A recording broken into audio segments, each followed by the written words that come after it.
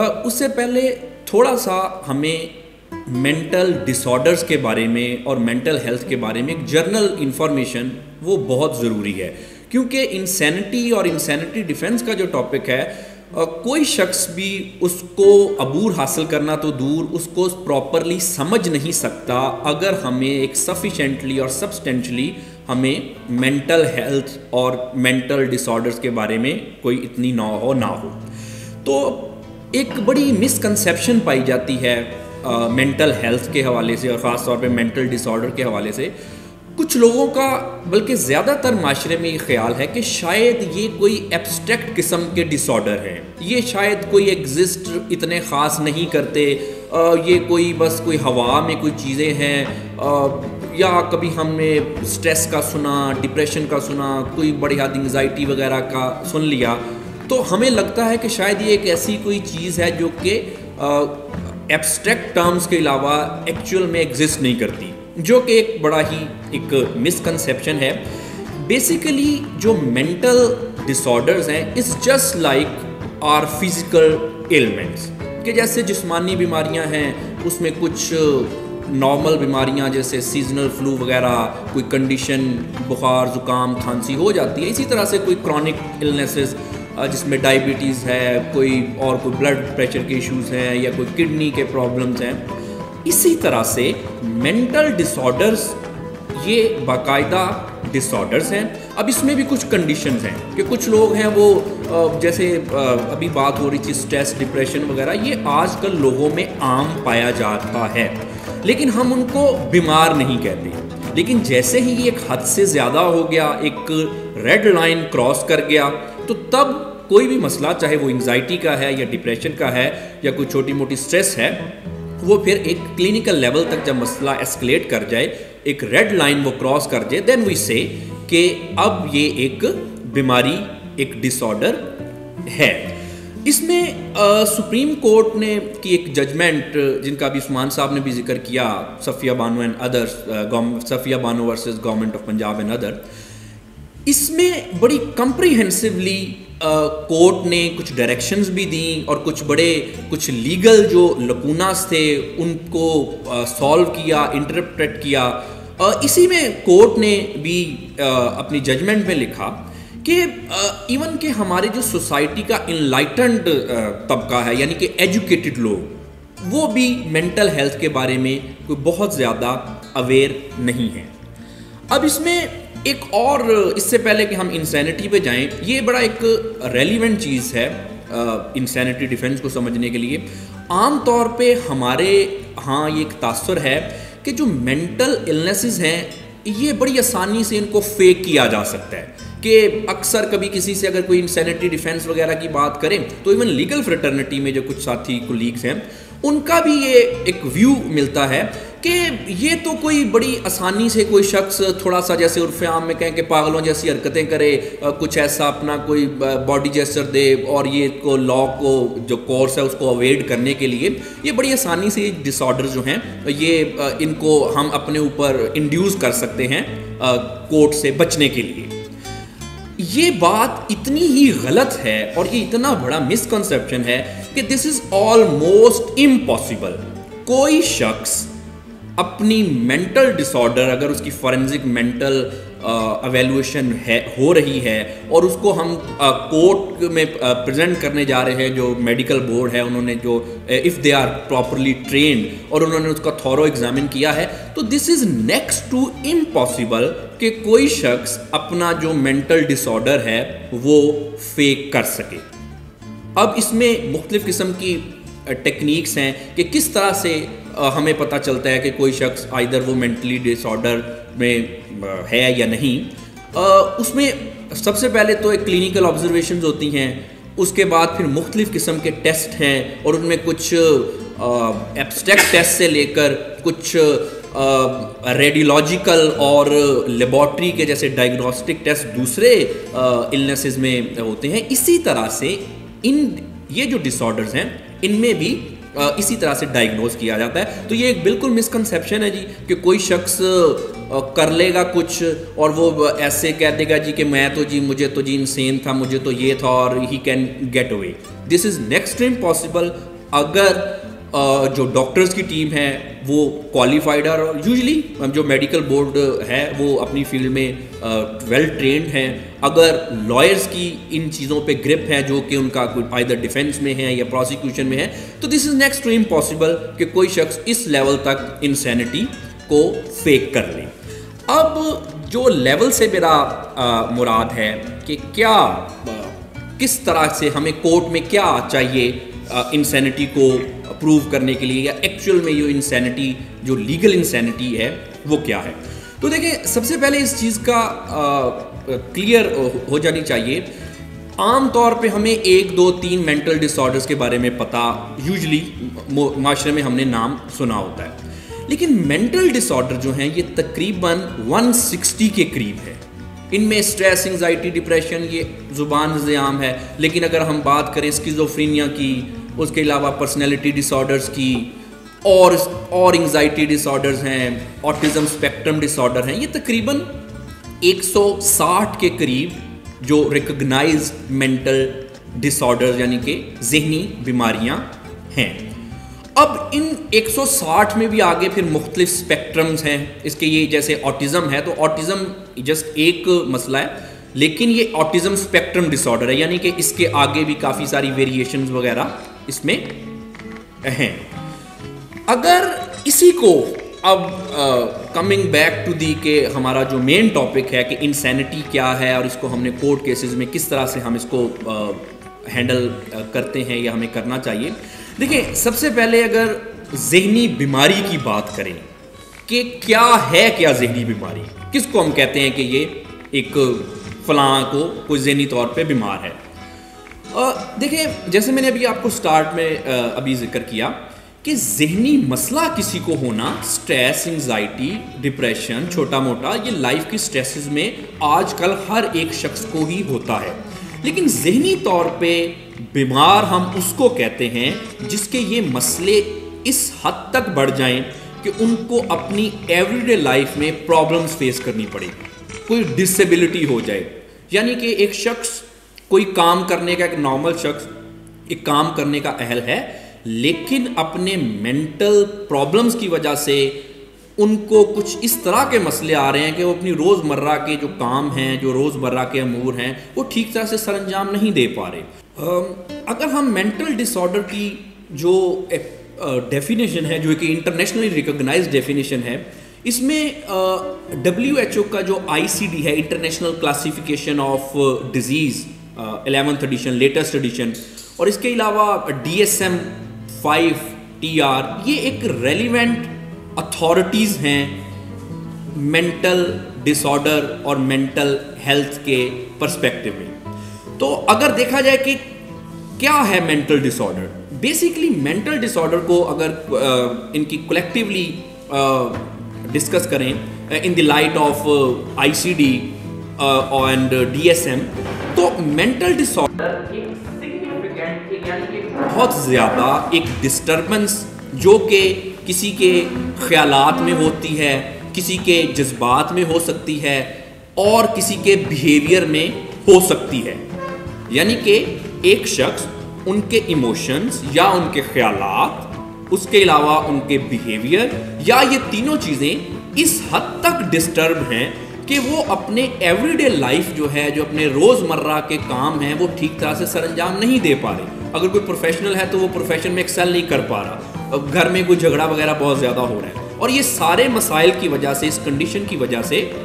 वो पर्सन एक significant distress में है, यानी कि हर वक्त परेशानी की एक कैफियत में है। ये कुछ एक हमें क्राइटेरियाज मिलते हैं जिसमें हम मेंटल हेल्थ को और मेंटल डिसऑर्डर को पर्टिकुलरली डिफाइन करते हैं। अब अगर इसी को हम देखें लीगल कॉन्टेक्स्ट में, देखें कि मेंटल हेल्थ और मेंटल डिसऑर्डर को how in our law, courts जो हैं वो मेंटल डिसऑर्डर को किस तरह से ट्रीट करते हैं, हमारे लॉ में क्या है। तो बेसिकली सबसे पहले तो इसमें हमें जो रेलिवेंट स्टैट्यूट जो कि मिलता है मेंटल हेल्थ ऑर्डिनेंस 2001, जो कि जिसमें मेंटल हेल्थ मेंटल डिसऑर्डर की हमें डेफिनेशन मिलती है। लेकिन आफ्टर 18th अमेंडमेंट जब हेल्थ जो है एक प्रोविंशियल मैटर हो गया, तो इसके ये जो ऑर्डिनेंस था इसको फिर डिफरेंट पंजाब ने अडॉप्ट कर लिया और अब उसके बाद KPK और दूसरे all over the Pakistan different assemblies ने अपनी लेजिस्लेशन कर ली। अब उससे पहले थोड़ा सा हमें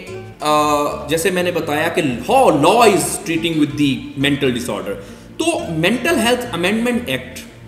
2014 में मेंटल डिसऑर्डर की हमें डेफिनेशन मिलती है। According to this act mental disorder means mental illness and it includes mental impairment, severe personality disorder, severe mental impairment and other disorder or disability of mind। इस तरह से mental disorder को law जो है वो define करता है। इसी तरह से मिलती जुलती हमें डेफिनेशन जो है वो Sindh mental health act 2013, Khyber Pakhtunkhwa mental health act 2017 और बलूचिस्तान मेंटल हेल्थ एक्ट 2019 में मिलती हैं। इसी तरह से मिलती जुलती डेफिनेशंस। अब अगर थोड़ा सा दूसरे जुरिस्डिक्शन को देख लिया जाए ऑल ओवर द वर्ल्ड, तो यूके की अगर बात करें तो यूके में मेंटल हेल्थ एक्ट 2007 जो है वो मेंटल डिसऑर्डर को जो डिफाइन करता है एज एनी डिसऑर्डर और डिसेबिलिटी ऑफ माइंड, यानी कि माइंड की कोई भी डिसेबिलिटी या disorder according to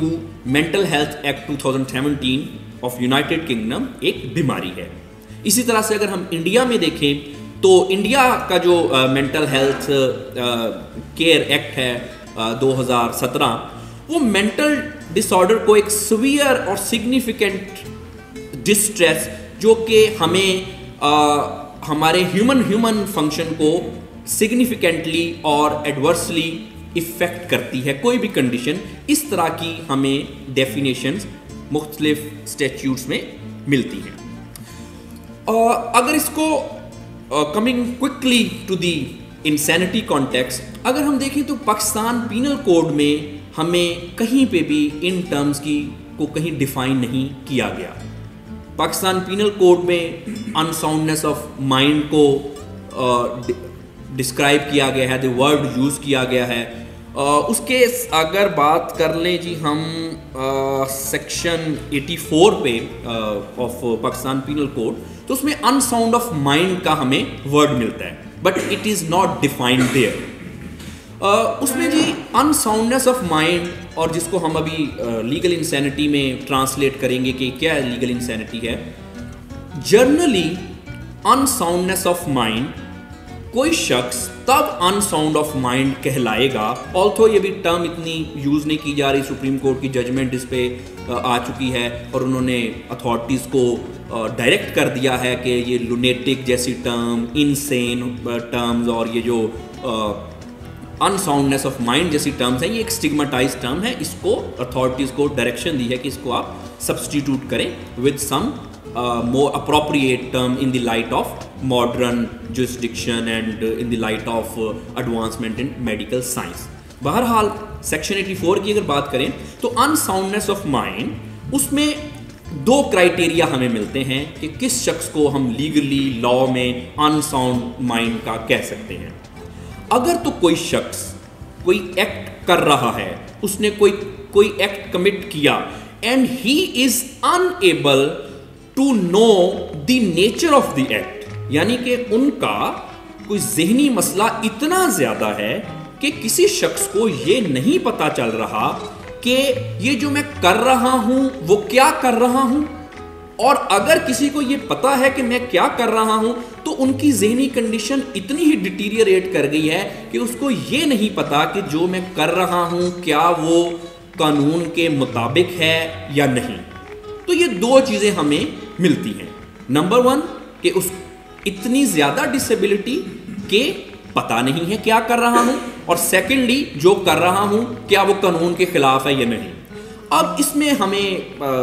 it is very much obvious कि हमें इसको देखते ही एक अंदाज़ा किसी भी जी शऊर इंसान को हो जाता है कि लीगल इंसैनिटी का कोर्ट केसेस में जो क्राइटेरिया है वो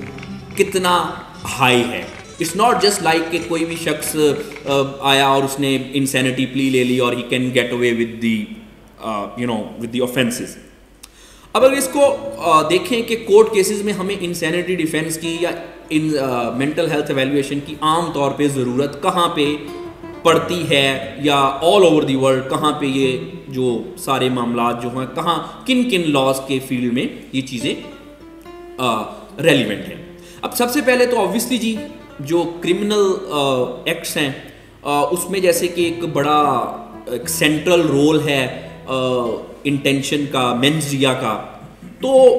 यकीनी तौर पे जो शख्स मेंटली अनसाउंड है, एक हद तक इतनी सीवियर डिसेबिलिटी में मुब्तला है, तो अगर तो वो उस क्राइटेरिया पे लीगल इंसैनिटी पे को फुलफिल कर रहा है जो कि लीगल क्राइटेरिया है, तो ऑब्वियसली ऐसा शख्स बिल्कुल भी किसी किस्म का मेंजरिया जो कि रिक्विजिट मेंजरिया है किसी भी ऑफेंस का, उसके लिए वो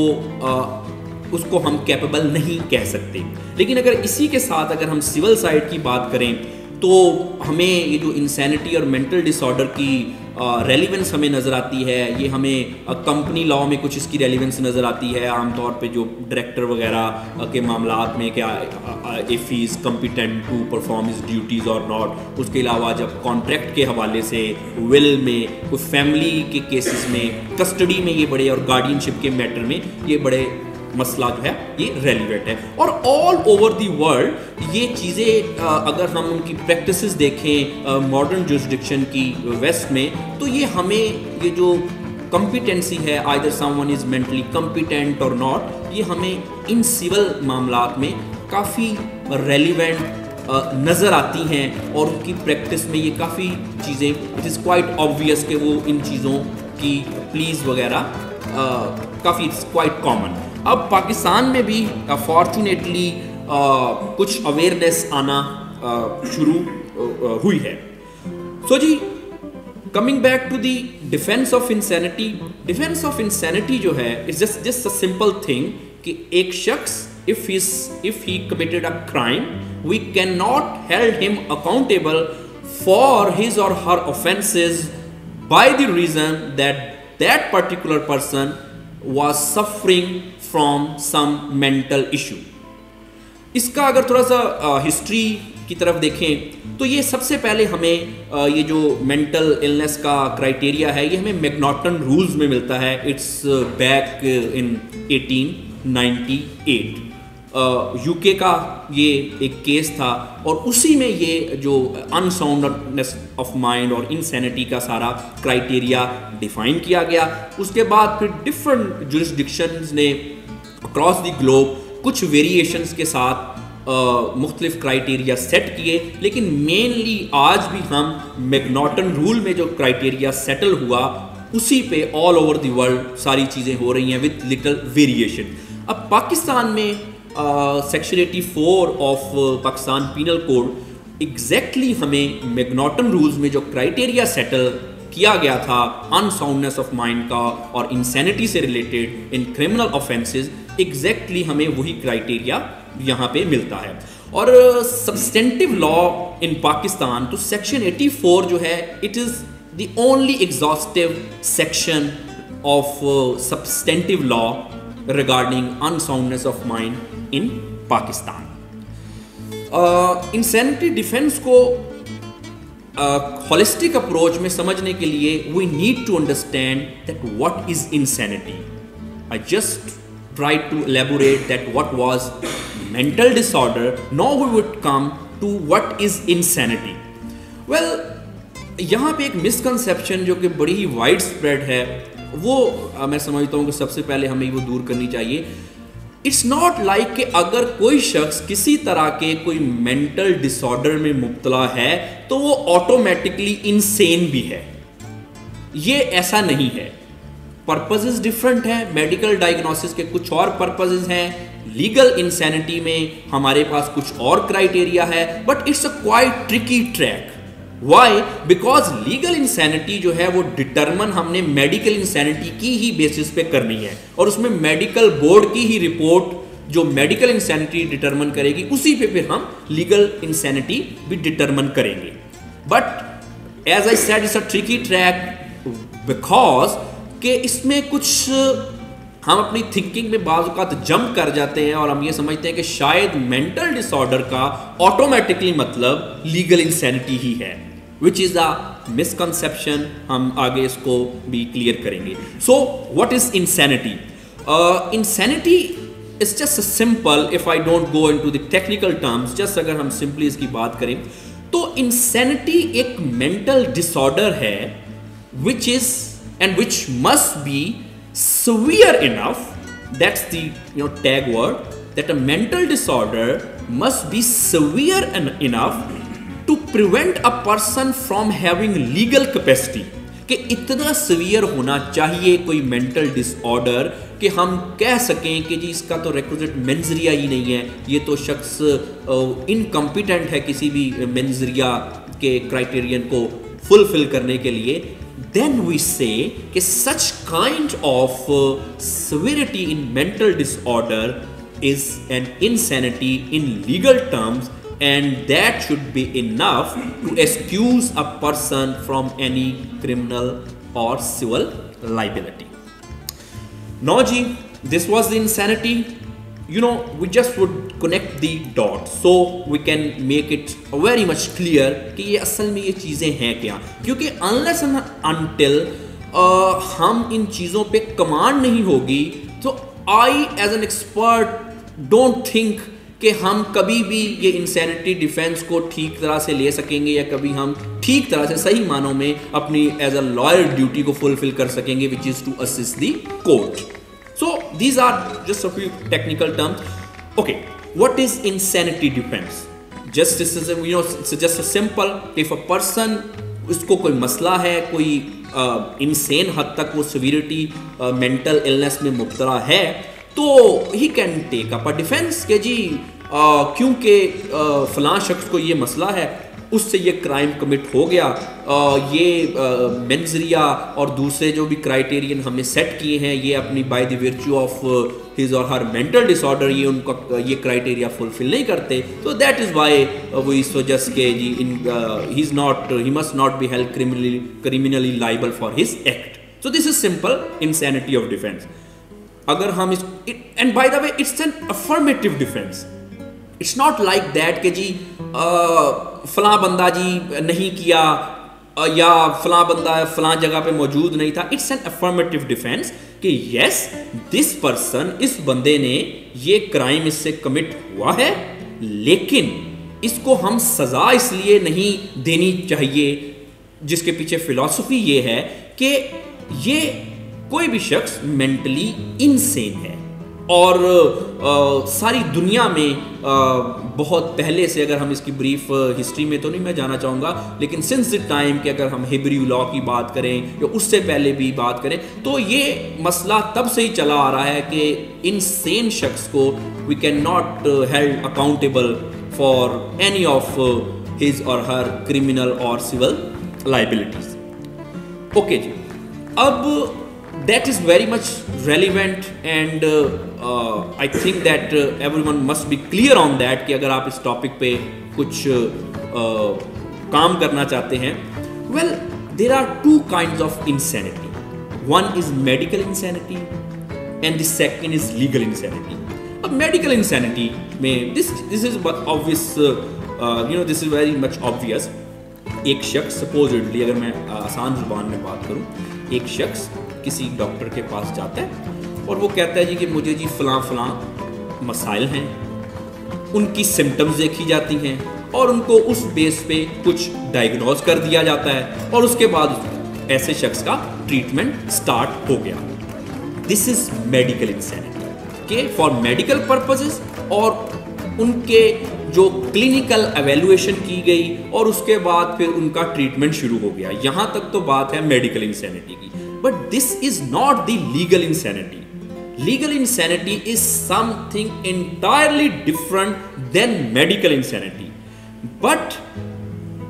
legal insanity जो डिटरमन करेंगे वो हम मेडिकल इंसैनिटी की बेस पे करेंगे. So this is the catch, that medical insanity is different than legal insanity, but we determine legal insanity on the basis of medical insanity. Medical insanity से जैसे मैंने आपको बताया कि कोई भी किसी को कोई डिसऑर्डर वगैरह है तो वी कैन डिक्लेयर हिम और हर मेडिकली इनसेन, ऑल्थो कि इनसेन का वर्ड जो है वो यूज़ नहीं करना चाहिए, लेकिन क्योंकि अभी तक ये हमारे लॉ में यही वर्ड है so I can not avoid using it, लेकिन in the end I would like to share with you a few directions of the honourable Supreme Court के जिन्होंने ये डायरेक्शन दी कि फौरी तौर पे इन वर्ड्स को जो है वो रिप्लेस किया जाए with some suitable words. So the court in criminal cases is not interested या overall law is not interested in medical insanity as far as the criminal matters are concerned. Court या जो legal profession है जिसकी हम बात कर रहे हैं डिफेंस ऑफ इंसैनिटी की, ये महदूद है लीगल इंसैनिटी तक. ओके जी, now come to the section 84. अगर मैं इसकी थोड़ा सा आपके लिए इसके वर्ड्स पढ़ सकूं, इसके जो सेक्शन है. So section 84 of PPC it states the act of a person of unsound mind. Okay, nothing is an offense which is done by a person who at the time of doing it by the reason of unsoundness of mind is incapable of knowing the nature of the act or that he is doing what is either wrong or contrary to law. So this is quite obvious कि कोई भी ऐसा शख्स जो कि at the time of commission of offence, ऐसा नहीं हो सकता कि एक शख्स है जब वो उसने क्राइम किया तो वो ठीक था और उसके बाद वो ठीक नहीं रहा तो फिर हम उसको सेक्शन 84 में इंसैनिटी डिफेंस में उसको कुछ प्ली लें. नहीं. Yes, we can take up the matter into the incompetence to stand a trial. This is a different thing. अभी हम उस पर भी आते हैं. So, law हमें ये कहता है कि कोई भी शख्स अगर अपने अनसाउंडनेस ऑफ माइंड की वजह से जब उसने कोई जुर्म किया वो इस काबिल नहीं था कि उसको पता चल सके कि उस एक्ट की नेचर क्या थी या जो उसने किया वो कानून के मुताबिक था या नहीं. तो ये हमें क्राइटेरिया हमें section 84 of Pakistan penal code में मिलता है. अब ये क्राइटेरिया यहाँ पे भी एक मैं बात आगे जाने से पहले करता चलूँ. ये जो क्राइटेरिया है इसमें अब क्योंकि लॉ की एक डायनामिक नेचर है, लॉ स्टैटिक सब्जेक्ट नहीं है, इसमें प्रोपोजिशंस आती जाती हैं और नई नई चीज़ें सेटल होती हैं, मुख्तलिफ तरीके से इंटरप्रिटेशन जो है वो होती रहती है. अगर हम इसी को 84 को किसी फॉर इंस्टेंस कोई मर्डर केस में देखें तो यकीनी तौर पे ये क्राइटेरिया जो लीगल इंसैनिटी का है ये कुछ हद तक डिफरेंट हो सकता है उन केसेस से जिसमें फॉर इंस्टेंस कि किसी से कुछ अटरेंसेस हो गई, किसी ने कुछ सोच लिया, किसी ने कुछ ऐसा बोल दिया जिसकी वजह से उस पर चार्जेस फ्रेम हो गए. तो कुछ मेंटल डिसऑर्डर्स की नेचर ऐसी है कि हम अगर फॉर इंस्टेंस मर्डर की बात करें तो उसके लिए इंसैनिटी प्ली लेने के लिए आपको एक खास हद तक किसी शख्स को मेंटल डिसऑर्डर में मुब्तला होना पड़ेगा उस क्राइटेरिया पे लीगली इंसेन डिक्लेयर होने के लिए. लेकिन बहुत सारे ऐसे केसेस हैं, you are well aware of it I assume, कि जिसमें कुछ कहने से, कुछ ऐसी बात मुंह से निकलने में कुछ चार्जेस फ्रेम हो जाते हैं अकॉर्डिंग टू आवर लॉ. अब इसमें जैसे अगर स्किज़ोफ्रेनिया की बात करें तो अगर तो स्किज़ोफ्रेनिया फॉर इंस्टेंस किसी शख्स को अभी बिल्कुल इनिशियल स्टेजेस पे है, यानी कि इतना सीवियर नहीं हुआ कि ही can get away with the murder, but ये जो कुछ अटरेंसेस वाले क्राइम हैं ये स्किज़ोफ्रेनिया की इनिशियल स्टेज की इनिशियल सिम्टम्स के तौर पे भी हो सकते हैं. यानी कि एक शख्स को स्किज़ोफ्रेनिया है लेकिन अभी उसका मैनेज है, इतना सीवियर नहीं हुआ कि वो he can get away let's for instance with the murder. But if we talk about some other crime तो उसमें कुछ ख्यालात ऐसे आ जाते हैं स्किज़ोफ्रेनिक पेशेंट को, उसके अलावा कोई ओसीडी है या कोई पर्सनैलिटी डिसऑर्डर्स हैं, कुछ ऐसे ख्यालात आ गए और अगर उससे वो ख्यालात जो हैं वो किसी को उसने कम्युनिकेट कर दिए तो उस पर बाज़ औक़ात कुछ ऐसे ऑफेंसेस हैं जिस पे चार्जेस फ्रेम हो सकते हैं होते हैं। तो इन पर्टिकुलर केसेस में ये जो क्राइटेरिया है इसको डिफरेंटली लिया जा सकता है, बिकॉज कि अगर इनिशियल सिम्टम की बात करें, just like let's just not go into the technical things, एक शख्स वो स्किज़ोफ्रेनिया का पेशेंट है लेकिन अभी उसकी बीमारी कंट्रोल में है और देख के उसको ये नहीं लगता कि ये शख्स किसी मसले में मुब्तला है, अभी कंट्रोल है, obviously he can't get away with the murder. But initial symptoms की बात करें तो इनिशियल सिम्टम्स में जैसे डिल्यूजन और हेलुसिनेशंस वगैरह स्टार्ट हो जाते हैं। डिल्यूजन क्या है जी? कुछ ऐसे ख्यालात का आ जाना, डिस्टॉर्शन ऑफ थॉट, जो कि कुछ अच्छे ख्यालात नहीं है। उसके अलावा हेलुसिनेशन को अगर हम डिफाइन करें तो ये डिस्टॉर्शन ऑफ परसेप्शन है कि किसी शख्स को अपने केमिकल इम्बैलेंस की वजह से कुछ ऐसी चीज़ें नज़र आ जाना जो कि चीज़ें एग्जिस्ट ही नहीं करती। अब क्योंकि वो ज़रा इनिशियल स्टेज पे अपनी स्किज़ोफ्रेनिया की, उसके बाद अगर अनलकीली कोई इतना एजुकेटेड पर्सन भी नहीं है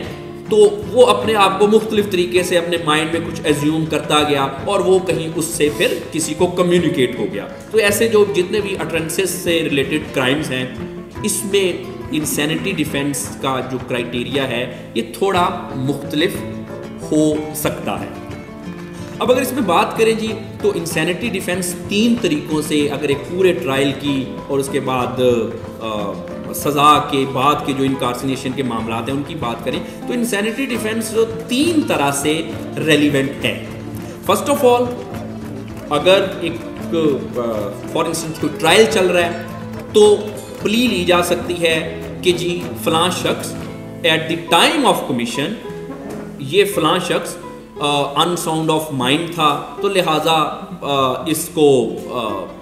सज़ा ना दी जाए या इसको जो भी लॉ के मुताबिक अदर प्रोविजन जो के मुताबिक डील किया जाए, इसको कोई साइकेट्रिक फैसिलिटी वगैरह में एडमिट किया जाए and so on and so forth. अब दूसरा जो मैटर जो कि बिल्कुल इसी से this is very much relevant, insanity defence with other name and incompetent to stand a trial. यानी कि एक शख्स फर्ज किया पहले ठीक था जब उसने ये क्राइम किया, लेकिन कुछ सालों बाद, कुछ महीनों बाद, अब जब उसका ट्रायल के फेज में वो शख्स अभी इनकॉम्पिटेंट हो गया है to stand a trial because of his or her mental health. ये एक इंटायरली डिफरेंट सिनेरियो है। फर्स्ट में at the commission of some offence. अब सेकंड में क्या है कि मे बी वो शख्स पहले ठीक था लेकिन नाउ ही इज इनकॉम्पिटेंट, अब वो कुछ बीमार हो गया और अब वो he can not stand a trial, वो अपने अटॉर्नी को असिस्ट नहीं कर सकता, वो अपने आप को एक्सप्लेन नहीं कर सकता, उसको ये समझ ही नहीं है कि क्या हो रहा है, किस चीज़ के लिए उसका ट्रायल किया जा रहा है। ऑल्थो ये चीज़ें बिल्कुल 2 अलग अलग हैं, लेकिन इन प्रैक्टिस ये देखा गया कि रेलिवेंट है, क्योंकि मेंटल डिसऑर्डर कोई ऐसी चीज़ नहीं है कि आज एक शख्स ठीक था और कल उसको वो कोई इतने सवियर किस्म के मेंटल डिसऑर्डर में मुब्तला हो गया, ऐसा नहीं होता। हाँ, सिम्टम्स पहले अंडर कंट्रोल थी, मैनेज था, या आहिस्ता आहिस्ता बीमारी बढ़ रही थी। एक दिन ऐसा आया कि उसकी बीमारी इतनी बढ़ गई कि इट वॉज क्वाइट ऑब्वियस कि कोई भी शख्स उसको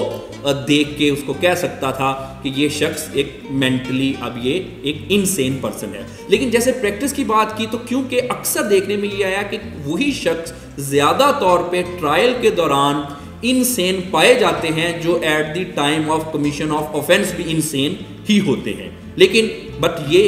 बड़ी एक इट्स क्वाइट पॉसिबल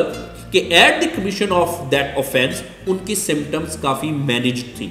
वो इतनी सिविरिटी को नहीं पहुंचे थे, लेकिन कोर्ट केस में आके उसके अलावा और कुछ लाइफ के स्ट्रेसेस की वजह से और जो नेचुरल प्रोग्रेशन ऑफ डिजीज थी उसकी वजह से ट्रायल के फेज में आके कोई शख्स लीगली इनसेन हो गया और now he is unable to stand the trial.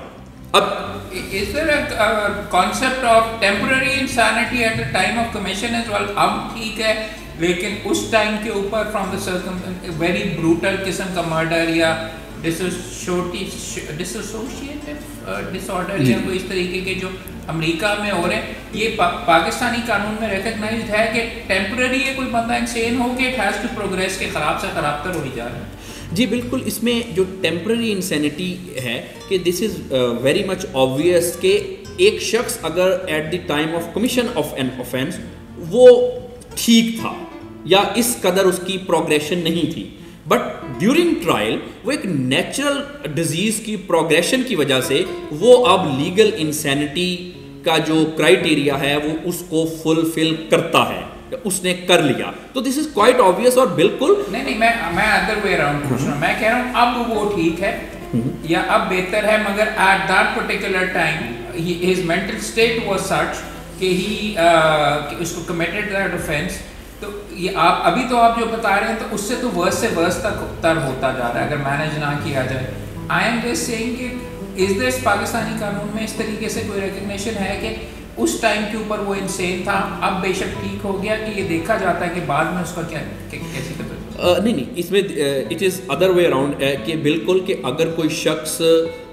उस वक्त था और अब ये बेहतर हो गया तो अब उसको बिल्कुल इसमें प्रोविजंस, और जब हम इसको इंसैनिटी में जो भी कम्प्रीहेंसिव एक बड़ी जजमेंट है उसके अगर क्राइटेरिया पे देखें तो यकीनी तौर पे ऐसे शख्स को जो एट द टाइम ऑफ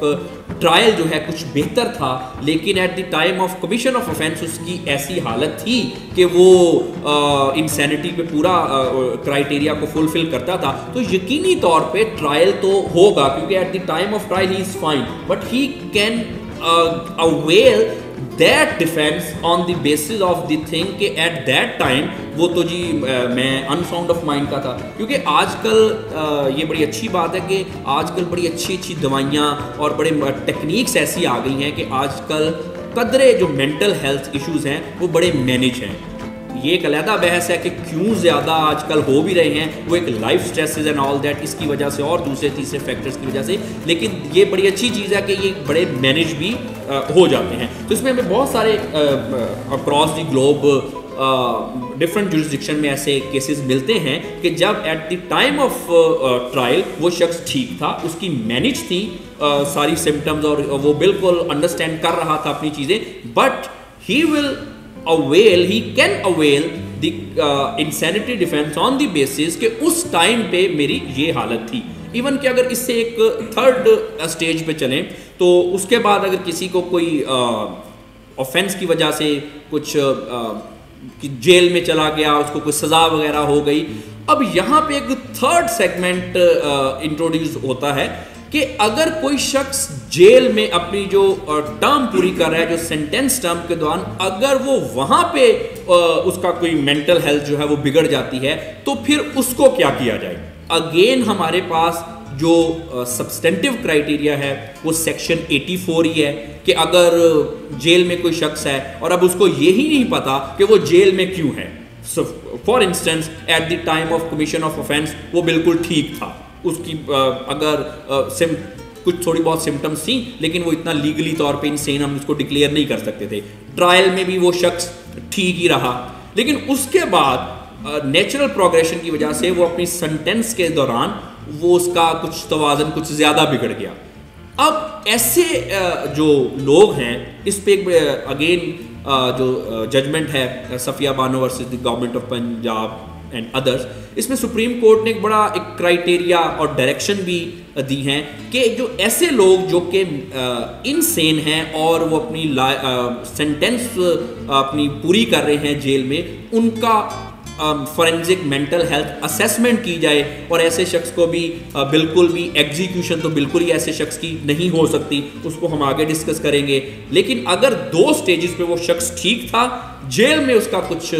तवाज़न बिगड़ गया, तो तब भी इस क्राइटेरिया के अकॉर्डिंगली ही उससे डील किया जाएगा, because at that time he is unable to understand कि मुझे सज़ा क्यों दी जा रही है, मैं इस वक्त यहाँ पे क्यों हूँ। तो पनिशमेंट जो है वो कोई पर्पज़ सर्व नहीं करेगी अगर हम ऐसे शख्स को सजा दें। ये इसके पीछे लेकिन वो एग्जीक्यूशन की हद तक है कि वो इनकार्सरेशन भी उसमें आ जाती है। बिकॉज क्वेश्चन तो ये आएगा कि ठीक है 2 बंदों को मर्डर किया है, आपको लाइफ इम्प्रिजनमेंट हुई है, तो क्या आपको छोड़ दिया जाएगा कि जी बंदा पागल हो गया, आपने कर दिया, यू बीन फाउंड गिल्टी, बर्दाश्त भुगतें, वो फांसी की हद तक तो ठीक है। जी वो समझना आना है बिकॉज सेंटेंस एग्जीक्यूट हो रहा है, बट ऑनगोइंग सेंटेंस के अंदर उसको क्या छूट मिल सकती है? जी बिल्कुल, ऑनगोइंग सेंटेंस के अंदर उसको छूट मिल सकती है। उसको किसी फॉरेंसिक मेंटल हेल्थ फैसिलिटी में एडमिट करवाया जा सकता है जहाँ पे उसका इलाज हो। इसी पे अभी सुप्रीम कोर्ट ने इसी जजमेंट में डायरेक्शन भी दी हैं रेलिवेंट अथॉरिटीज़ को कि आप जितने भी लोग जेल्स में हैं जो अपनी सेंटेंस कंप्लीट कर रहे हैं उनका मेंटल हेल्थ एवेल्युएशन करें, और और उनकी मेंटल हेल्थ एवेल्युएशन की बेस पे उनको ट्रीट किया जाए। जैसे एग्जीक्यूशन, वो तो अब बिल्कुल ऐसे बंदे की नहीं हो सकती, लेकिन अगर किसी को जैसे एक डिफरेंट सिनेरियो है कि लाइफ सेंटेंस है और वो शख्स इस हद तक बिगड़ चुकी है उसकी हालत कि उसको अब ये नहीं पता कि मैं इस जगह पे क्यों हूँ, तो यकीनी तौर पे उसको एक रिलीफ मिल सकता है कि उसको फॉरेंसिक फैसिलिटी में एडमिट कराया जाए, वो अपना वहाँ पे इलाज करवाए। लेकिन अगर इसी के थोड़ा सा ब्रॉडर कॉन्टेक्स्ट में बात करें तो आम तौर पे ये देखा गया है कि जो लोग अपनी सेंटेंस वगैरह कंप्लीट कर रहे हैं, तकरीबन हर बंदे को वहाँ पे एवरी सेकंड पर्सन कुछ ना कुछ मेंटल इश्यूज हैं। वो कुछ स्ट्रेस है, कोई एंग्जाइटी हो सकती है, कुछ थोड़े बहुत मेंटल हेल्थ इश्यूज तकरीबन वहाँ पे हर दूसरे बंदे को ही हैं, क्योंकि अपने वो जेल की अपनी एक सख्ती और ऑब्वियसली सज़ा काटना कोई इंसानी नेचर के लिए कोई एक इतना खुश आइन बात तो नहीं होती। तो ऐसे लोगों को बिल्कुल हम इंसैनिटी के क्राइटेरिया में नहीं वो फॉल करते, but yes it's again depend कि उनकी सेवेरिटी किस हद तक पहुंच चुकी है।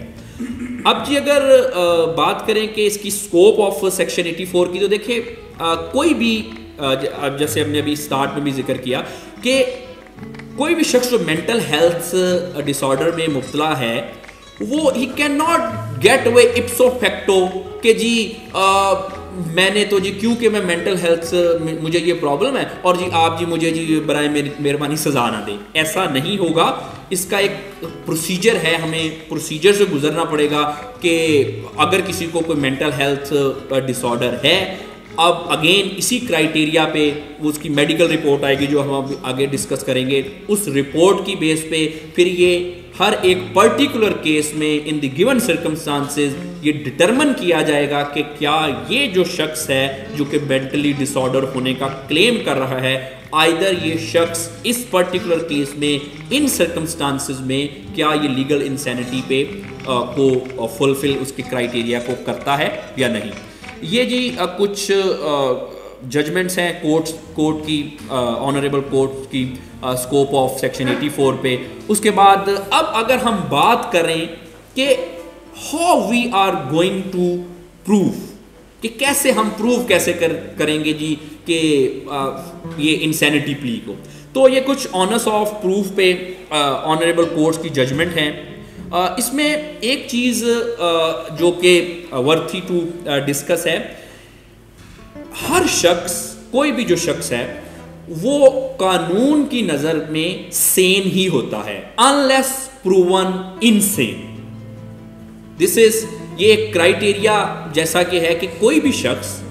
अगर वो इंसैनिटी प्ली रेज करता है, कोई शख्स अगर ये प्ली अवेल करना चाहता है, उसका काउंसल करता है, तो ये जो ऑनर्स ऑफ प्रूफ है वो उस शख्स के ऊपर है कि वो प्रूव करे कि मैं एक इस हद तक सीवियर मेंटल डिसऑर्डर में मुब्तला हूँ, so I am I fulfil the criteria के इंसैनिटी डिफेंस को अवेल करने का। अब जितनी भी like all the exceptions given in chapter 4 of PPC के ऑनर्स ऑफ प्रूफ के हवाले से, तो ये भी उसी में फॉल करेगा। ये जो मैटर है इंसैनिटी प्ली का, जो insanity plea, the one who wants to avail the benefit of this plea, he has to prove that कि जी उसको ये कुछ इस तरह के उसके साथ मामला थे। इसके लेकिन यहाँ पे एक बात ज़रूरी है बताना कि अगर कोई शख्स प्रूव नहीं कर सकता या उसने सफिशेंटली प्रूव नहीं किया, कोर्ट को सेटिस्फाई नहीं कर सका कि जी फलां शख्स को लीगल इंसैनिटी के उसको प्ली वो सक्सेसफुल नहीं हो सकी, तब भी ये प्रोसिक्यूशन की ड्यूटी है कि जो उस पर चार्जेस है वो beyond the reasonable of doubt prosecution ने ही प्रूव करने हैं। अगर एक शख्स ये प्ली लेता है इंसैनिटी और वो उसमें अनसक्सेसफुल रहता है तो इसका फायदा प्रोसिक्यूशन को बिल्कुल नहीं मिलेगा। प्रोसिक्यूशन हैज टू प्रूव जो चार्जेस हैं वो प्रोसिक्यूशन ही करेगी उसको प्रूव। इसमें unsuccessful of plea of insanity का प्रोसिक्यूशन को कोई बेनिफिट नहीं होगा। अब अगर हम इसके स्टैंडर्ड ऑफ प्रूफ की बात करें तो to establish the insanity plea हमें जो स्टैंडर्ड ऑफ एविडेंस है हमारा वो बियॉन्ड द रीजनेबल डाउट नहीं है, बल्कि हमें प्रीपोंडेंस ऑफ प्रोबेबिलिटीज की बेस पे ये प्रूव करना है कि कोई शख्स लीगली इनसेन है। In other words the standard of the insanity plea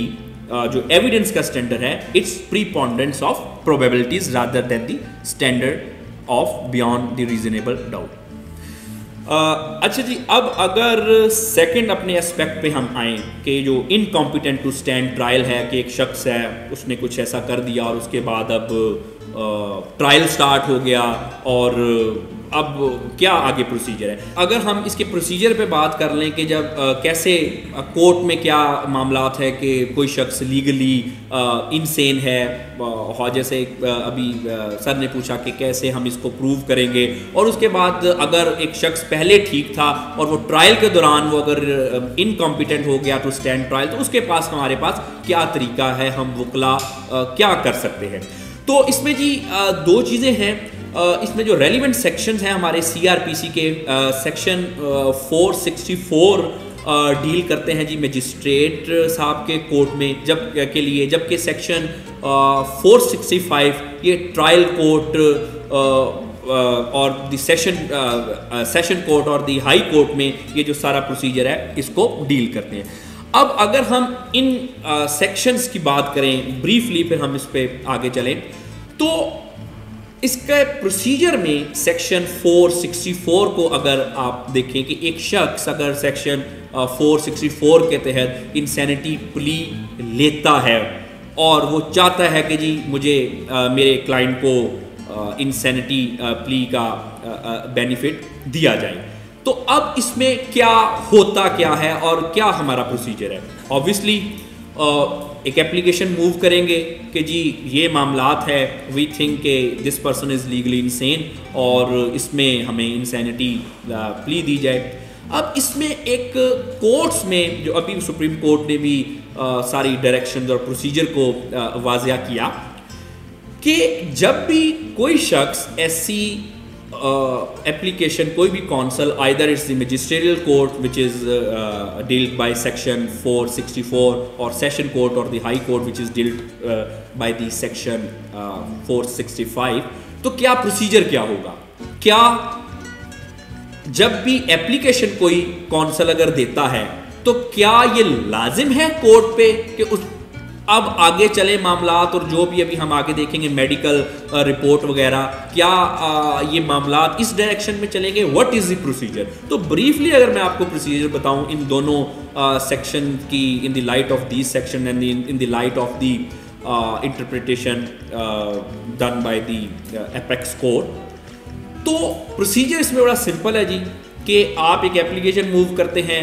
under relevant sections, और उसमें सबसे पहले जो जज साहब हैं उनको एक टेंटेटिव ओपिनियन उन्होंने बनानी है कि क्या वाकयातन ये जो फलां शख्स है, क्या इसको देख के, इसको बात करके, वो हम आगे क्राइटेरिया बताएंगे कि कैसे कोर्ट ने डिफाइन किया कि जजेस के हवाले से ऑनरेबल सुप्रीम कोर्ट ने क्या इसमें इंस्ट्रक्शन दी, तो वो इन बात करके और मुख्तलिफ तरीक़ों से ये इंश्योर करेंगे कि क्या वाकयातन कुछ चांसेस हैं कि जी ये शख्स कोई लीगली इनसेन हो सकता है अपेरेंटली या बादियो नज़र में। अब इसके बाद अगर कोर्ट इस चीज़ से सेटिस्फाई हो गई कि जी वाक़यातन कुछ ऐसे मामलात लग रहे हैं कि जिसमें कोर्ट ने एक अपनी टेंटेटिव ओपिनियन बना ली कि हाँ कुछ इस प्ली में कुछ दमखम लग रहा है, तो फिर ये मैंडेटरी है कोर्ट्स के लिए कि वो मेडिकल बोर्ड को वो मामला रेफ़र करें और एक मेडिकल ओपिनियन, एक रिपोर्ट की सूरत में वो, जो कि obviously medical board comprise of the experts, वो एक रिपोर्ट लें और उसके जो इन the light of that particular report मामलात आगे चलें। अब इसमें ये जी कुछ अथॉरिटीज़ हैं, बड़ा रेलिवेंट क्वेश्चन है जी कि क्या trial court form a prima facie subjective view, क्या कोई बना सकता है ट्रायल कोर्ट? इस पे ये कुछ जजमेंट्स हैं, मैं बड़ी रेलिवेंट जजमेंट्स हैं हायर कोर्ट्स की, ये मैं देता भी जाऊंगा कि अगर आपसे कुछ शेयर हो सके तो। अब टेंटेटिव ओपिनियन की बात करें, क्या कोर्ट टेंटेटिव ओपिनियन किस तरह से कोर्ट्स ने कैसे बनानी है, और ये सारे मामलात को कोर्ट्स के लिए एपेक्स कोर्ट ने यानी कि सुप्रीम कोर्ट ऑफ पाकिस्तान ने क्या इंस्ट्रक्शंस दी हैं। इसमें जी सबसे पहले तो जैसे एक टेंटेटिव सेटिस्फेक्शन होनी चाहिए कोर्ट की, कोर्ट को एक इंक्वायरी कोर्ट करेगी कि अगर कोई इंसैनिटी प्ली कोई शख्स लेता है। अब जैसे अभी मैंने आपको कहा कि मियर एप्लीकेशन की बेस पे कि कौंसल ने एक प्ली ले ली कि जी मेरे बंदे को तो जी ये मसला है जी, court is not oblige to order medical examination. उसमें सबसे पहले कोर्ट अपनी जो ये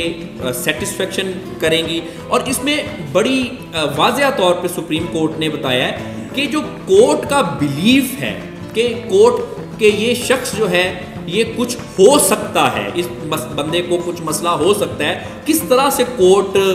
इसमें किसी नतीजे पे पहुंचेगा, how the court are going to make tentative opinion. तो उसमें सुप्रीम कोर्ट की बड़ी वाज़ेह तौर पे जजमेंट है कि जो कोर्ट का बिलीव है रादर के शख्स को कोई ऐसा मसला हो सकता है या नहीं हो सकता, ये किसी भी किस्म की इमेजिनेटिव या स्पेकुलेटिव या हाइपोथेटिकल ग्राउंड्स पे कोर्ट को अपना टेंटेटिव ओपिनियन नहीं बनानी चाहिए। रादर कोर्ट को एक थॉरो उस मसले की इंसैनिटी प्ली में एक इंक्वायरी करनी चाहिए, और उसमें बिल्कुल जैसे कि कुछ कोर्ट कोई ऑब्जेक्टिव मटेरियल को असेस कर सकते हैं, उससे कुछ सवालात हो सकते हैं, कोई पुलिस फाइल को देखा जा सकता है, उसके अलावा कोई उसके डिमीनर से एक टेंटेटिव ओपिनियन कोर्ट फॉर्म कर सकते हैं according to the direction of the supreme court. अब अगेन जब बना ली ये टेंटेटिवली कोर्ट ने ये सेटिस्फाई होगी कोर्ट, अब it is necessary for the court कि अब ये इसका मेडिकल ऑर्डर करें। इसमें एक बड़ी दिलचस्प बात है जो कि बिल्कुल मैं यहाँ पे बताना चाहूँगा, अगर कोई पार्टी नहीं समझती कि जी मेरा जो क्लाइंट है वो लीगली इनसेन है और वो ये प्ली नहीं लेते, तो इसका हरगिज मतलब ये नहीं है कि आपके जो वकील साहब हैं उनको ही ये प्ली लेनी चाहिए। अगर पार्टी फेल हो जाती है to raise such insanity claim, तो कोर्ट जो है वो खुद से इस चीज को देख के जो आगे मामलात को कंटिन्यू कर सकता है। फेलियर ऑफ पार्टी जो है does not debar the court from forming the opinion कि जी ये शख्स को कुछ ऐसे मसाइल हैं। अब जी टेंटेटिव ओपिनियन हो गई, अब मेडिकल होगा। अभी जो अहमद क़यूम साहब का क्वेश्चन था, बड़ा रेलिवेंट क्वेश्चन था, अब हम अगर उस पर आ जाते हैं। अब मेडिकल जो है वो एक रिपोर्ट, ये एक नेसेसरी है। अभी स्टार्ट में भी हमने बात की थी कि मेडिकल इंसैनिटी और लीगल इंसैनिटी कैसे ये आपस में इंटरलिंक करता है। अब जब मेडिकल हो गया, मेडिकल बोर्ड बैठ गया, अब मेडिकल बोर्ड एग्जामिन उस शख्स को करेगा। यहां मैं आपको एक बात बताऊं, जैसे मैंने अभी स्टार्ट में भी बताया कि दिस इज ऑलमोस्ट इम्पॉसिबल कि एक शख्स की फोरेंसिक मेंटल हेल्थ एवेल्युएशन हो रही है और वो ट्रेंड जो एक्सपर्ट है मेडिकल बोर्ड में वो कर रहे हैं और वो शख्स कहीं फेक कर लें। This is almost impossible. जब हम क्लिनिकली किसी को असेस करते हैं तो वो हमारा क्राइटेरिया मुख्तलिफ होता है, क्योंकि this is very much obvious कि अगर कोई शख्स किसी डॉक्टर के पास जाता है, वो कहता है जी डॉक्टर साहब मेरे जी कंधे में दर्द है, ऑब्वियसली वो फ़ी पे करके डॉक्टर के पास जाता है, तो वो ये तो नहीं कहेगा डॉक्टर साहब मेरी टांग में दर्द है। दिस इज़ क्वाइट ऑब्वियस कि वो यही कहेगा जी मेरे कंधे में दर्द है, इस मसले के लिए मैं आपके पास आया हूँ। तो जब कोई शख्स क्लिनिकल मैटर्स में किसी माहिर नफ्सियात के पास जाता है तो ऐसा शख्स आम तौर पे एज्यूम किया जाता है कि सच ही बोल रहा है, अपना मसला हल करने आया है। लेकिन मेंटल हेल्थ की जो एवेल्युएशन है फॉरेंसिक कॉन्टेक्स्ट में, इसमें सबसे पहले ये ज़रूर बोर्ड डिटरमिन करता है कि आया ये शख्स कहीं झूठ तो नहीं बोल रहा, ये कोई अपनी सिम्टम्स को फेक तो नहीं कर रहा। और इवन के अगर हम ये ना भी सपोजिटली कोई शख्स इस पे खातर खा तवज्जो ना भी दे, तब भी फेक करना कोई भी सिम्टम किसी एक्सपर्ट के सामने ये इतना आसान नहीं है। आगे चलने से पहले मैं छोटा सा आपको एक वाकया सुनाऊं अपनी प्रैक्टिस का। तकरीबन 1 साल पहले एक शख्स मेरे पास आया मेरे क्लिनिक पे और उसने मुझे बताया कि जी मुझे जी ये सिम्टम्स हैं। बड़ी लंबी चौड़ी कोई गूगल से कोई स्टडी करके आया था। उसने कोई 50-60 के करीब मुझे कोई 1-1.5 मिनट में सिम्टम बता दी कि मुझे ये भी है, ये भी है, ये भी है, ये भी है। अब जब मैंने उसको ये सिम्टम सुनी तो and by the way clinic पे हम एज्यूम करते हैं कि बंदा सच ही बोल रहा है, अपना इलाज करवाने आया, परेशान है। अब जब मैंने उसको देखा, जब उसकी सिम्टम सुनी, I was very much sure कि ये बंदा झूठी सिम्टम बता रहा है। ये ऐसी बीमारी तो मतलब पूरी कहीं पे भी मेडिकल साइंस में एग्जिस्ट ही नहीं कर रही। इसने 2 सिम्टम्स वहाँ से उठाई, 3 सिम्टम इधर से उठाई और सारी सिम्टम्स बता दी। वे किसी बीमारी का क्राइटेरिया को फुलफिल नहीं कर रहा, लेकिन इतनी सारी सिम्टम्स बता दी। तो ये सिर्फ बात 1-1.5 मिनट की बात है। और कब? जब उसकी फॉरेंसिक एवेल्युएशन नहीं हो रही थी। मैं इसी माइंडसेट से बैठा हूं कि कोई भी मेरे पास आता है तो अपने मसले को लेके आता है और वो सच ही बोल रहा है। It is I assume. Obviously दूसरे क्लिनिशियन भी ये एज्यूम ही करते हैं। तो तकरीबन 1-1.5 मिनट में आई वॉज क्रिस्टल क्लियर कि इसको कोई मसला नहीं है। तो मैंने उससे पूछा, हाँ जी बताएं क्या करने आए हैं, क्या मसला है। उसने 2-3-4 सिम्टम्स और बता दी कि मुझे ये भी है, ये भी है, ये भी है। तो फिर मैंने उससे पूछा कि करने क्या आए हो, ये तो ठीक है आपको इतनी सारे मसले मसाइल है, करने क्या आए हो मेरे पास। तो उसने कहा जी बस जी आप ये मुझे जी डायग्नोज करें और जी मेरा ट्रीटमेंट स्टार्ट करें। तो मैंने कहा ठीक है अगर आप यही चाहते हैं। तो मैंने क्लिनिकल नोट्स पे लिख दिया जी कि no mental disability or no mental disorder is found, hence he need no treatment. तो मैंने कहा ये नहीं जी, ये आपकी मेरे मुताबिक ये आपकी रिपोर्ट है। अब जब उसने ऐसे करके वो लेटर पैड पे ऐसे करके रिपोर्ट देखी तो कहता जी कि ये क्या आपने लिख दिया। तो मैंने कहा जी जो आपने मुझे सिम्टम बताई उसके नतीजे में तो यही चीज़ आनी थी। उसके बाद फिर उसने मुझे बताया कि जी कुछ इस तरह का मसला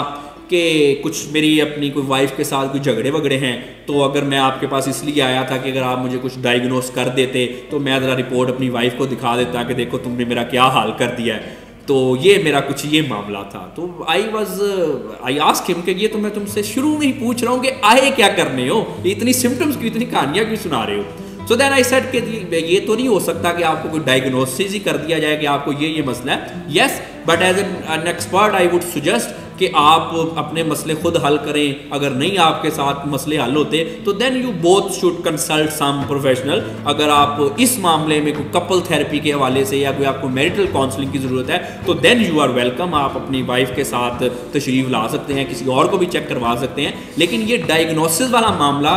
आप इस पर बिल्कुल फुलफिल नहीं होते। अब ये कब की बात है कि when a person is assuming कि कोई बंदा आके सच बोल रहा है, लेकिन 2 मिनट में पता चल गया कि कोई मसला नहीं है। अब अगर फॉरेंसिक मेंटल हेल्थ एवेल्यूएशन की बात करें, जैसे मैंने बताया कि सबसे पहले वहां पे ये चीज़ देखी जाती है कि आया ये बंदा कितना झूठ बोल रहा है, कितना सच बोल रहा है, और उसके बाद फिर उसकी सिम्टम्स वगैरह डायग्नोज की जाती हैं। सिम्टम की बेस पे उसका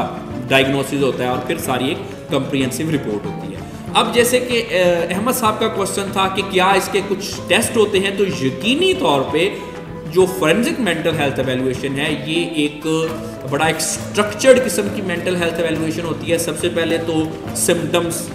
पे डायग्नोस किया जाता है कि क्या सिम्टम्स हैं, सारा रिकॉर्ड देखा जाता है, कोई बंदा कब से इस मसले में है,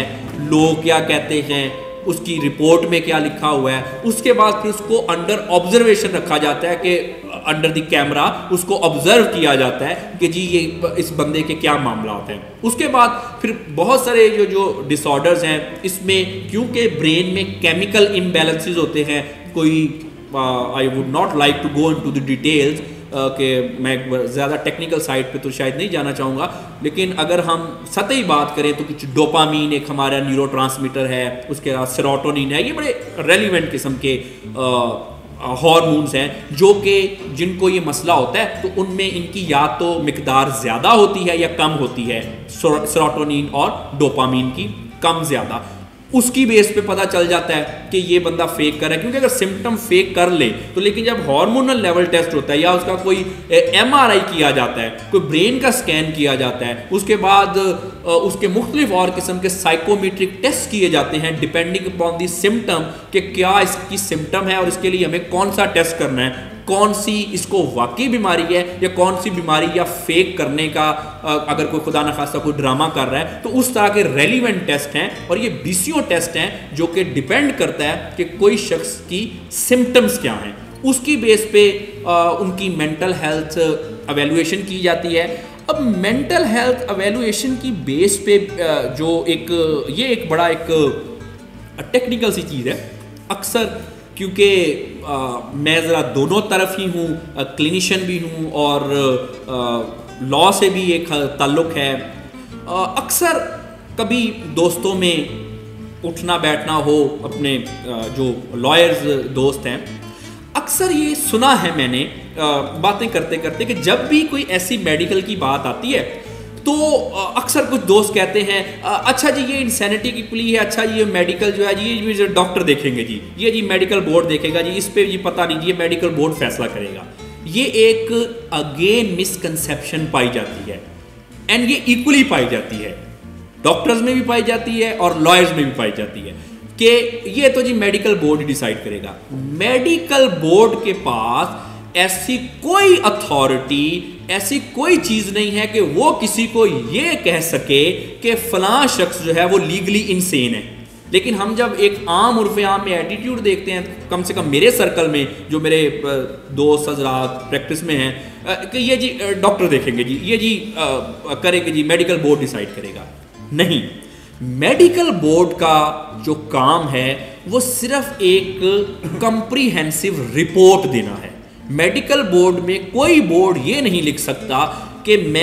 हमने इस शख्स का एवेल्युएशन किया, इसकी असेसमेंट की और हमने ये पाया कि ये बंदा रिक्विजिट मेंजरिया रखने के काबिल नहीं है, इसकी हालत ऐसी है, ये जुर्म नहीं कर सकता, इसको छोड़ देना चाहिए वगैरह वगैरह। ये ओपिनियन जो है ये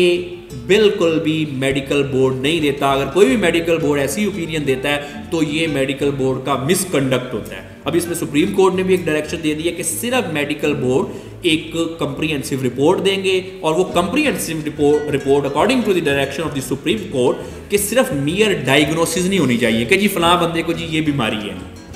वो एक स्ट्रक्चर्ड रिपोर्ट हो, उस पर यह बताया जाए। ये बड़ा रेलिवेंट है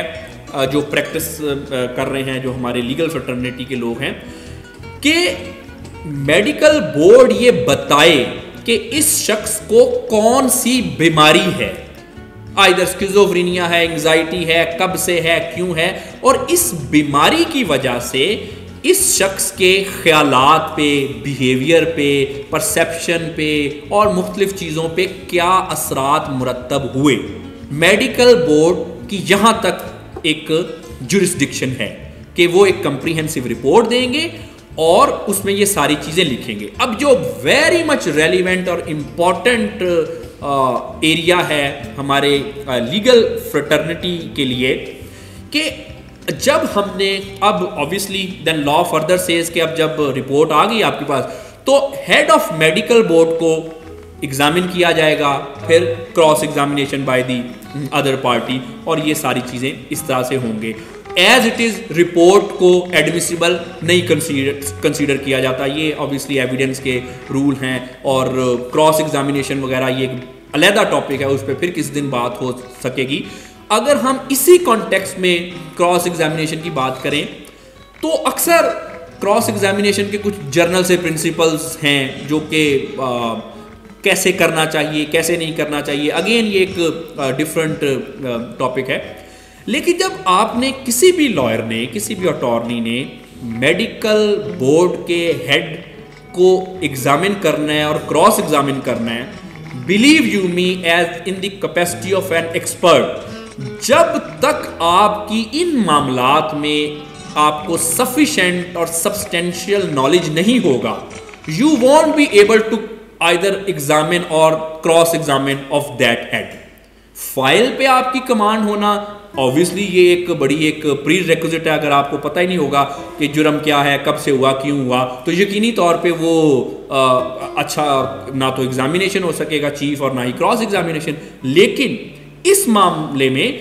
हमें इतना वेल वर्स होना चाहिए इन डिसऑर्डर्स के साथ, इन सारे इसके जो टेक्निकल लीगल एस्पेक्ट हैं, कि अगर आप लोग ये कोई ऐसा केस कर रहे हैं तो रिपोर्ट को देख के, उसको पढ़ के आपको इतनी नो आनी चाहिए कि head of the medical board को जब मैंने एग्जामिन करना है और क्रॉस एग्जामिन करना है तो मैंने कैसे करना है। क्योंकि वो जो रिपोर्ट है, अगर आप सपोजिटली डिफेंस की तरफ से हैं तो आप अपने क्लाइंट को डिफेंड कर ही नहीं सकेंगे, आप उसको वो बेनिफिट ऑफ इंसैनिटी दिलवा ही नहीं सकेंगे अगर आप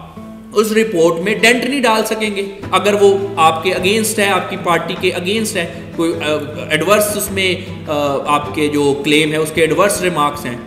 उसके लिए अब हमने जब हेड ऑफ मेडिकल बोर्ड को जो कि कॉन्स्टिट्यूट हुआ उसको हमने एग्जामिन करना है, जिसने अकेले ने ये रिपोर्ट नहीं बनाई, एक पूरा मेडिकल बोर्ड बैठा, उसमें ट्रेंड माहिरीन नफ्सियात थे। उसकी रिपोर्ट में डेंट डालने के लिए आपको you must be very much well versed with the ये डिसऑर्डर क्या हैं, सिम्टम्स क्या हैं, क्यों होती हैं, कब से होती हैं, और इन ये जो सारे मामला हैं। इसमें अक्सर क्रॉस एग्जामिनेशन जैसे कि फॉरेंसिक ऑटोप्सी हो गई, आमतौर पे मर्डर के केसेस में ज़्यादा होती है। इसमें और इसमें एक और बुनियादी फ़र्क है जो मैं आपको यहाँ पे बताना चाहता हूँ। आमतौर पे देखा ये गया है कि जब कोई ऑटोप्सी होती है तो ऑटोप्सी में ये देखा जाता है कि उस वक्त कौन सा डॉक्टर अवेलेबल था, उसने ऑटोप्सी कर दी। अब वो कोई बहुत बड़ा कोई फॉरेंसिक मेडिसिन का एक्सपर्ट भी हो सकते हैं, या कोई अभी जिन्होंने रिसेंटली किसी ज्वाइन किया है वो मेडिकल ऑफिसर भी हो सकता है जिसकी कि इतनी एक्सपर्टीज नहीं है। तो जब हम ऑटोप्सी वगैरह के मामलात में क्रॉस एग्जामिन करते हैं तो हमारे पास कदरे कुछ फ्लेक्सिबिलिटी आ जाती है कि अगर किसी यंग डॉक्टर ने, यानी कि जिसने भी एमओ है, कोई उसने किसी फार फ्लंग एरिया में डिप्यूटेड है और वहां पे ऑटोप्सी हुई है, तो काफी हमारे पास चीजें निकल आती हैं रिपोर्ट को डेट डालने के लिए, कोई एक्सपीरियंस क्या है आपका, आपकी क्वालिफिकेशन क्या है, वगैरह वगैरह, इस तरह की और भी चीजें। लेकिन मेडिकल रिपोर्ट जो कि मेंटल हेल्थ इवैल्यूएशन के हवाले से होती है, उसमें हमारे पास अनफॉर्चुनेटली ये जो ईज है और ये फैसिलिटी अवेलेबल इसलिए नहीं होती कि वहाँ पे जो बोर्ड के सारे मेंबर्स हैं वो सारे के सारे ट्रेंड और क्वालिफाइड माहिरीन नफ्सियात ही होते हैं, उसमें कोई भी नॉन स्पेशलिस्ट बंदा वो बोर्ड में नहीं होता। तो इसमें मेडिकल बोर्ड की जो सारे मामलात के बाद एक यहाँ पे और एक बहुत रेलिवेंट मामला जो कि मैं समझता हूँ कि अगर आपने अपने क्लाइंट को कुछ उसका बेनिफिट देना है, अगर आप प्रोसिक्यूशन की साइड पे हैं या डिफेंस की साइड पे हैं, तो इसमें एक जो बड़ा एक रेलिवेंट मामला है, आम तौर पे मेडिकल बोर्ड की रिपोर्ट आ गई, अब वो या तो आपके हक में आ गई जिस आपके क्लेम के, या तो आपके जो क्लेम के वो एडवर्स आ गई। अब इसमें एक और हमारे पास कानून में हमें एक और प्रोविजन दी गई है जिसमें अगर कोई शख्स, कोई भी पार्टी अगर अपना कोई एक्सपर्ट विटनेस और उसकी कोई एक्सपर्ट ओपिनियन के तौर पे उसको पेश करना चाहे, तो जैसे सपोजिटली अगर आप डिफेंस की साइड पे हैं तो मामला तो ऐसे ही चलेंगे कि मेडिकल बोर्ड बैठेगा और वो जैसे अभी हमने जिक्र किया, लेकिन आइदर पार्टी दोनों साइड पे वो किसी माहिर नफ्सियात को इंगेज कर सकती है अपने जो आर्ग्यूमेंट है अपने क्लेम के सपोर्ट में। ये अब इसमें ये सिर्फ यहाँ के मामलात में सिर्फ ये क्राइम के हवाले से महदूद नहीं है, बल्कि आप सिविल मैटर्स में भी आम तौर पे ये जो फैमिली मैटर्स हैं इसमें बड़ा रेलिवेंसी बनती है। किसी भी माहिर नफ्सियात की अक्सर parties at least in the modern jurisdiction वो अपने एक्सपर्ट ओपिनियन के तौर पे, एक्सपर्ट विटनेस के तौर पे वो एक्सपर्ट को पेश करते हैं कोर्ट में कि जी एक्सपर्ट ने ये टेस्ट किया, ये एवेलुएशन की और उसके नतीजे में ये चीज़ निकली। अब उसमें ये है कि एक्सपर्ट, क्योंकि एडवर्सेरियल सिस्टम में ऑब्वियसली आप अगर डिफेंस में हैं तो आपने डिफेंड करना है, और अगर आप दूसरी साइड पे हैं तो जो आपके ड्यूटीज़ है आपने वही फुलफिल करनी है। लेकिन माहिरीन नफ्सियात के हवाले से यहाँ पे थोड़ा से जो प्रोविजंस हैं वो डिफरेंट हैं। माहिरीन नफ्सियात को, किसी भी माहिर नफ्सियात को अगर किसी भी पार्टी ने हायर किया है तो he or she must not be a hired gun. उसको ये नहीं है कि उसने उसके हक में ही जाके बोलना है कि जी ये मेरी रिपोर्ट है। वो असेस करेंगे उसको, जो अपने स्पेशलिटी में क्राइटेरिया डिफाइंड है उस क्राइटेरिया की बेस पे जो भी निकलता है उनकी अपनी असेसमेंट में वो जाके एज एन एक्सपर्ट विटनेस के तौर पे वो अपने आप को उनके अपना पॉइंट ऑफ व्यू रखेंगे। अगेन फिर उस एग्जामिनेशन और क्रॉस इसमें से उस एक्सपर्ट को भी गुजरना पड़ेगा। तो ये एक बड़ी एक मैं समझता हूँ खुशाइन बात है कि अगर किसी की कोई ऐसे केसेस कर रहा है या कोई ऐसे केसेस करने का इरादा रखता है या उसको लगता है कि मुझे ये प्ली रेस करनी चाहिए और अभी इतनी ज़्यादा एक्सपर्टीज सब्जेक्ट में नहीं हुई, तो there is no problem, he can engage some specialist. अब जी उसमें अगर इसको वाइंड अप करने की तरफ चलें तो मैं कुछ बड़ी ही रेलिवेंट और मैं समझता हूँ कि मच अवेटेड इसमें बहुत ज़्यादा ज़रूरत थी ऐसी एक के इंस्ट्रक्शंस की जो कि Supreme Court, honourable Supreme Court ने Safia Bano versus government of Punjab and others में कुछ इंस्ट्रक्शंस दी। अब इंस्ट्रक्शंस में सबसे पहले कुछ कोर्ट की ऑब्जर्वेशन है जी कि कुछ ऐसी टर्मिनोलॉजीज जैसे कि लुनेटिक, इनसेन, अनसाउंड माइंड वगैरह है, ये हमें स्टैट्यूट में मिलती तो हैं लेकिन कहीं पे इनको डिफाइन नहीं किया गया। ये एक ऑब्जर्वेशन थी। अब उसमें जो ऑनरेबल सुप्रीम कोर्ट ने कुछ डायरेक्शंस दी रेलिवेंट अथॉरिटीज़ को, मैं समझता हूँ कि एंड पे इसको डिस्कस करना बहुत ज़रूरी है। असल में मेंटल हेल्थ के पर्सपेक्टिव में अगर बात करें तो जो बहुत सारे मिसकंसेप्शन थे, जो बहुत सारी ऐसी टर्म्स चलती आ रही थी, अब कोर्ट ने रेलिवेंट अथॉरिटीज़ को डायरेक्ट किया कि आप इनमें कुछ इसको रिप्लेस करें with at substituted with some proper terms. उसमें जी सबसे पहले तो अगर बात करें कि सबसे पहले तो जी कोर्ट ने मेंटल डिसऑर्डर की डेफिनेशन के हवाले से बात की कि हमारे जितने भी अभी स्टैट्यूट में, अभी स्टार्ट में मैंने भी कुछ आपको स्टैट्यूट का रेफरेंस दिया, मेडिकल और जितने भी हमारे डॉक्यूमेंट हैं इसमें मेंटल डिसऑर्डर और मेंटल इलनेस ये बड़ी कोई नैरोली डिफाइन की गई है। ऐसा बादी नज़र में लग रहा है कि ये जो डेफिनेशन है ये मॉडर्न ट्रेंड्स और मॉडर्न ये जो पैरामीटर्स हैं उनको कैटर नहीं करती। तो लिहाजा ऑनरेबल सुप्रीम कोर्ट ने ये डायरेक्शंस दी कि ये जो जितनी भी टर्म्स हैं मेंटल डिसऑर्डर या मेंटल इलनेसेस के हवाले से, इसको हमें आईसीडी एंड उसके बाद सेकंड क्राइटेरिया डीएसएम हमें मिलता है जो कि मॉडर्न क्राइटेरिया। इसके लेटेस्ट वर्जन कोर्ट ने अपने फैसले में आईसीडी 11 का जिक्र किया कि modern development in the field of medical science, उस हवाले से